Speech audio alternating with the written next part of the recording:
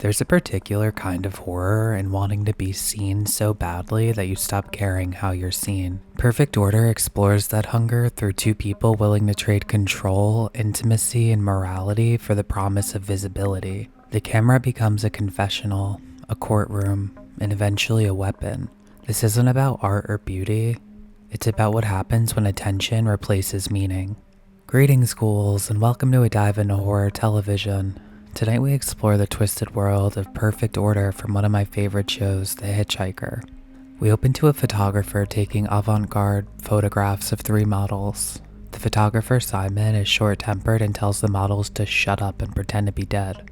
One of the models calls him lonely and sadistic, and from the little we've seen, it checks out.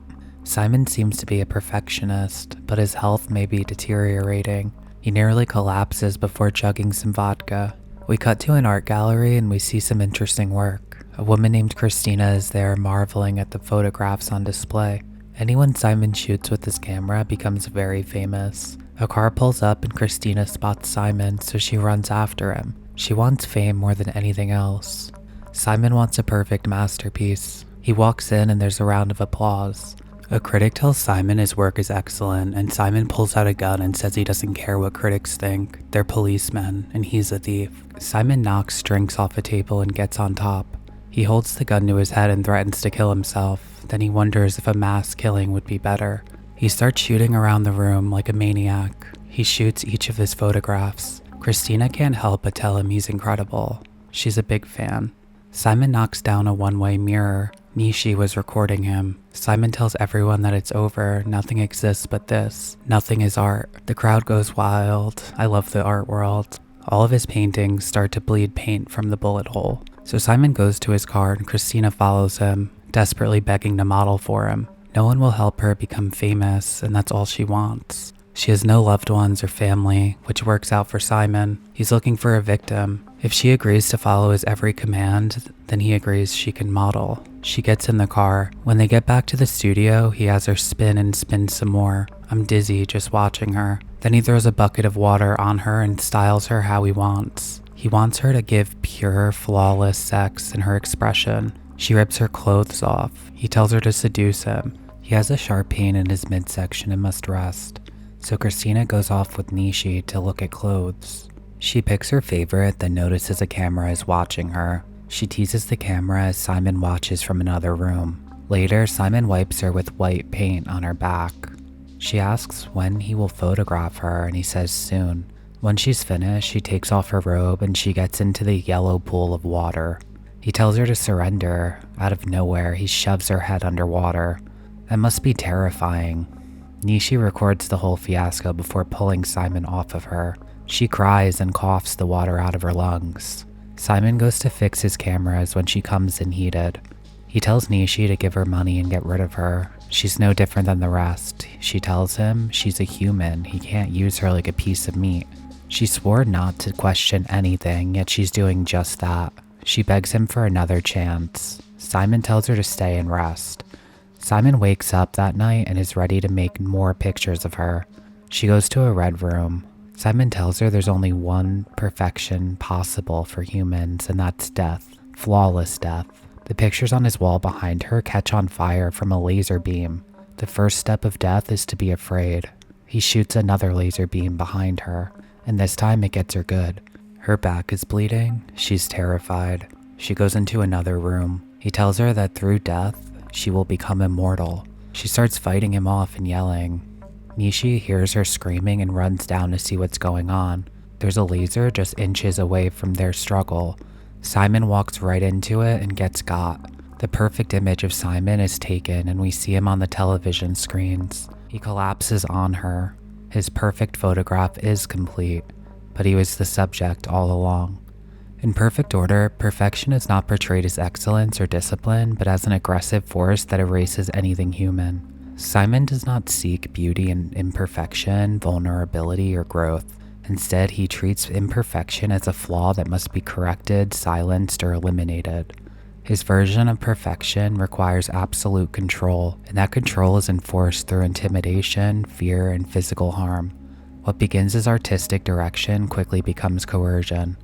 The episode makes it clear that Simon's obsession with perfection turns creativity into domination. Christina is not invited to collaborate or contribute, she is ordered to obey. She is spun until dizzy, soaked, posed, watched, and tested. Each command strips away more of her autonomy. Perfection in this framework is not something achieved together, it is something imposed on another person's body. Crucially, Simon equates perfection with stillness and finality. Life is messy, unpredictable, and resistant. Death, by contrast, is permanent and controllable. When Simon declares that the only perfection possible for humans is death, he reveals the core of his philosophy. Perfection requires the removal of agency altogether.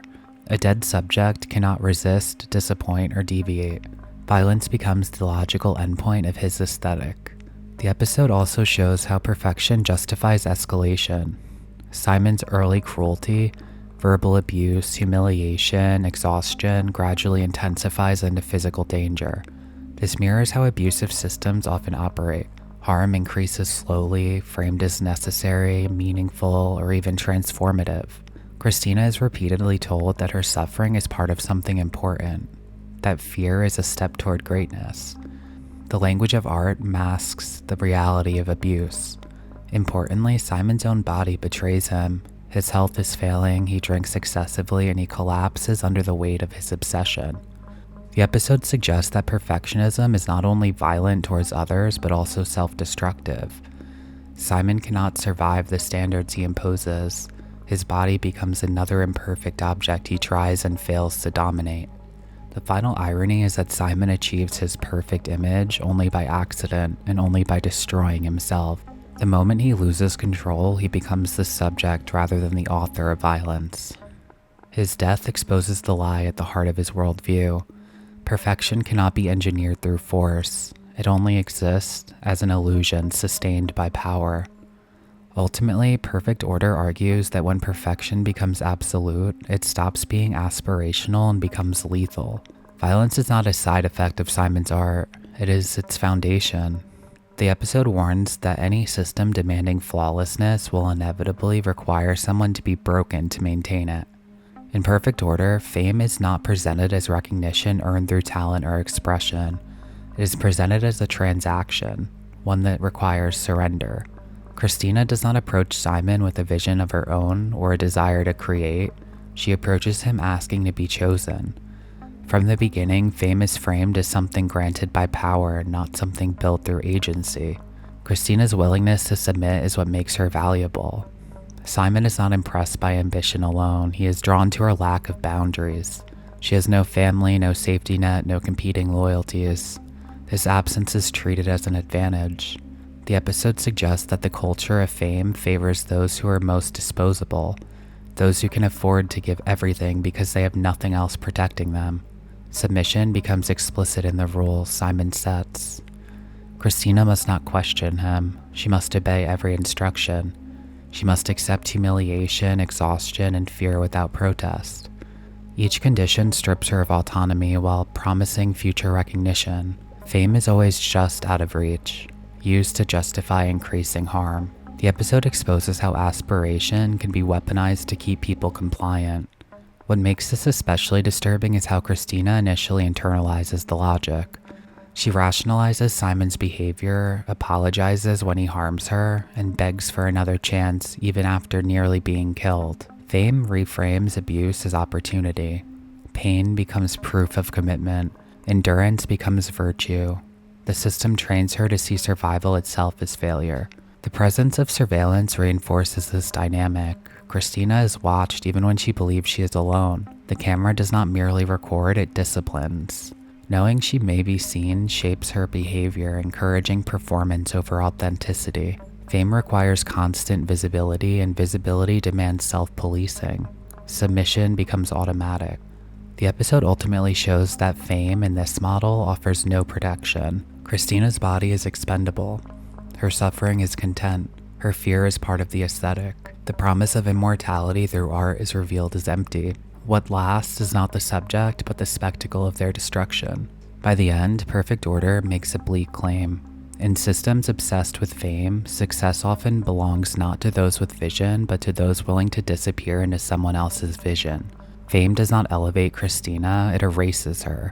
To be seen, she must stop being herself. Simon embodies the myth of the tortured genius taken to its extreme. He positions himself as above morality, above criticism, and above accountability. His declaration that critics are policemen and he is a thief reflects a worldview where art excuses harm. The episode rejects this romanticization.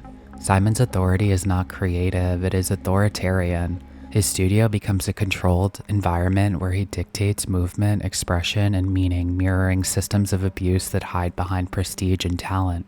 Throughout this episode, Christina is treated less as a person and more as an object to be shaped, filmed, and consumed.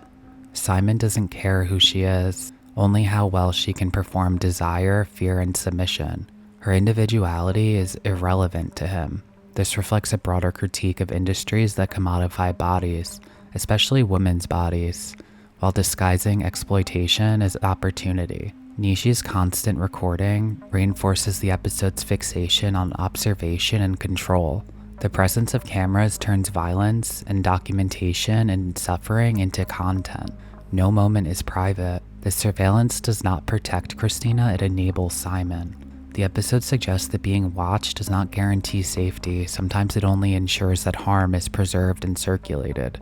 Simon's central belief that the only perfection possible for humans is death reveals a deeply nihilistic logic in which meaning is achieved only by stopping life altogether. To exist is to be flawed. To be destroyed is to become complete. Immortality in this worldview is not about being remembered as a person, but about being frozen as an image.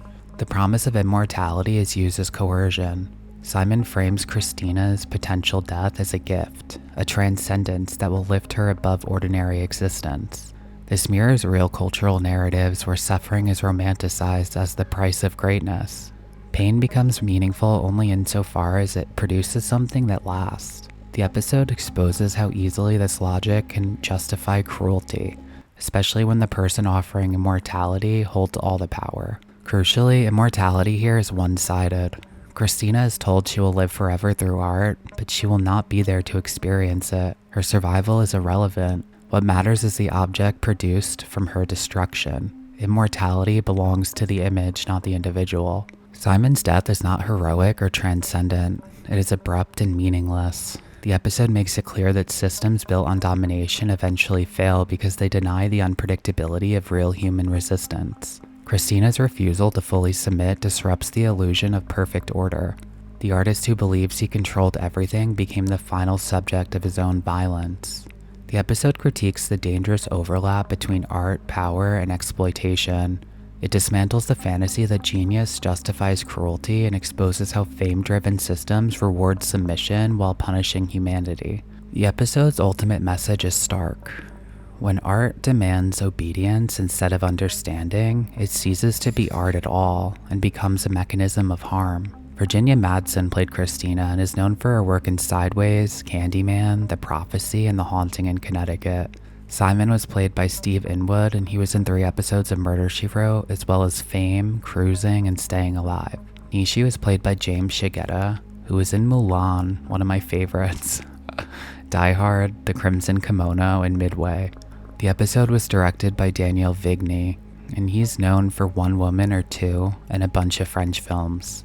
The writers were Marjorie David and Gail Glaze. Marjorie went on to produce Dark Angel and wrote 2 other episodes of The Hitchhiker. Gail Glaze is the series regular as an executive story editor and writer for The Hitchhiker. Overall, this episode stands out to me and I enjoyed it a lot. I'll rate it a 9 out of 10 for The Hitchhiker. I like the idea of seeing the art world through the lens of a horror story. It's fresh and exciting. What did you think about this one? Let me know down in the comments. Until next time, remember to be well and stay spooky.